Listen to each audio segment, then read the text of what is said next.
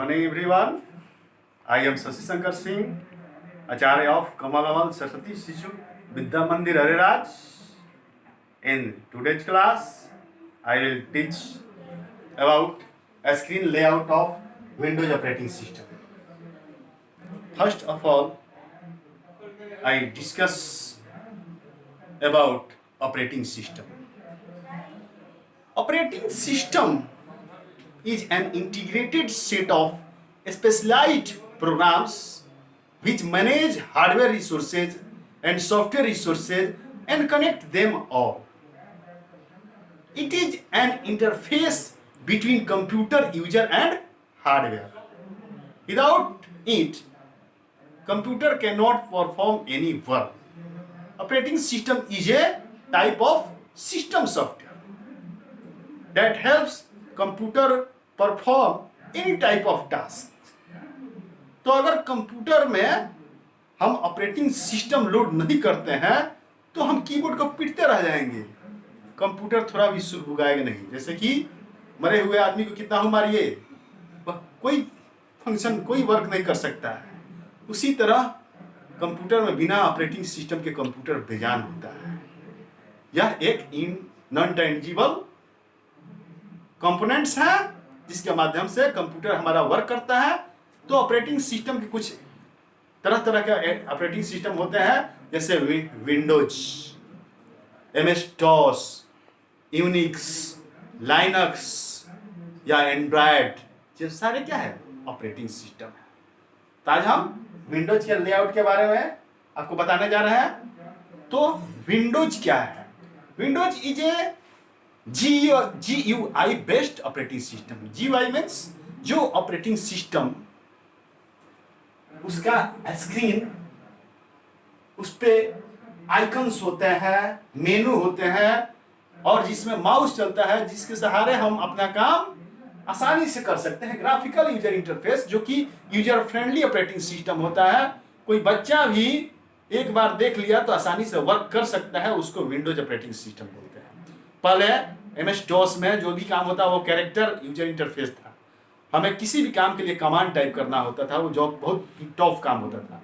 लेकिन जब developer Windows operating system बनाया तो हमारा काम आसान हो गया। तो इसी के हम लेआउट के बारे में आज चर्चा कर रहे हैं। इसमें देखते हैं कि डेस्कटॉप क्या है। When we start our computer system, a active screen will appear. This first active screen is known as desktop. जब भी हम कंप्यूटर को स्विच ऑन करते हैं तो कुछ समय के लिए बूटिंग प्रोसेस होता है, उसके बाद हमारा जो स्क्रीन होता है एक्टिव हो जाता है। उस फर्स्ट एक्टिव स्क्रीन को हम डेस्कटॉप कहते हैं। इसी एरिया को डेस्कटॉप कहेंगे, इस स्क्रीन को डेस्कटॉप कहेंगे।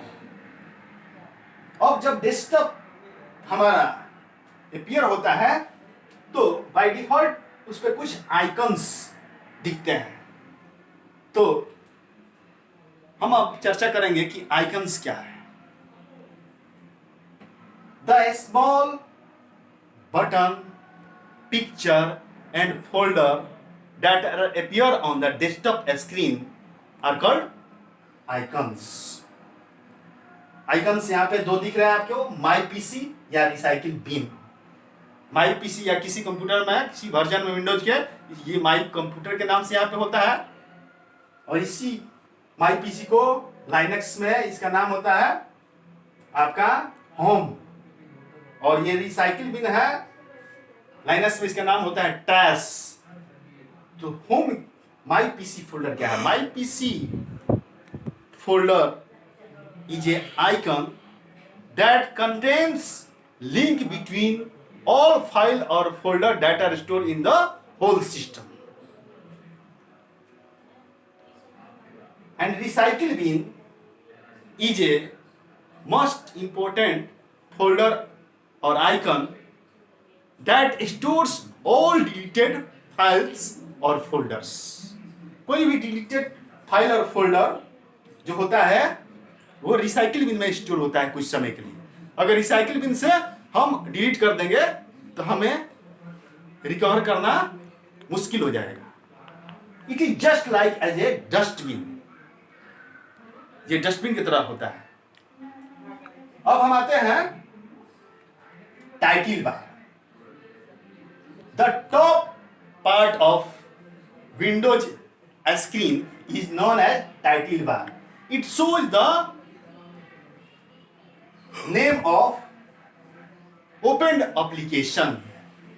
It has 3 buttons on its right corner. These are close button, maximize button and minimize button. Close button helps we can close any open Windows screen. Maximize button helps we can restore the screen in full size. Minimize button helps we can shrink or increase the Windows screen as a smaller size.